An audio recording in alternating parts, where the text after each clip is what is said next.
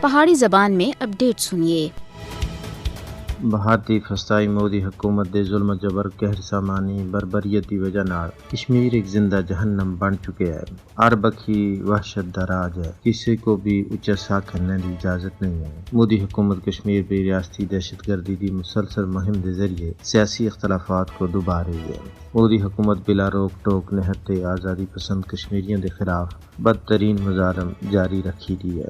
RSS کی پالی ہوئی مودی حکومت اپنے خونخوار تحقیقاتی ایجنسیوں کو کشمیریوں کو دہشت زدہ کرنے واسطے استعمال کر رہی ہے۔ یہ ظلم و ستم آج ہی نہیں بلکہ پچھلی 7 دہائیاں تھی بدستور جاری ہے۔ غاصب بھارتی حکومت سن دفعہ 370 دی منسوخی کے بعد اپنے جابرانہ ہتھ کنڈیاں کو بے انتہا بادہ کر دیتا ہے۔ چھاپے، محاصرے، قتل و غارت گری اور عزتوں دی پامالی اتھے ہر دیڑے دا معمول بن گیا ہے۔ بھارتی جبر سن کشمیر کو اتھے دے بسنیکاں واسطے ایک زندہ جہنم بنا چھوڑیا ہے۔ بھارتی درندے سفید فوجی کشمیریوں کو ناکردہ جرائم دی پاداش وچ قتل کر کے لطف اندوز ہو رہے ہیں۔ انہاں دا کوئی محاسبہ نہیں ہے، انہاں کو کھلی چھٹی ہے کہ وہ جو چاہون سو کرن۔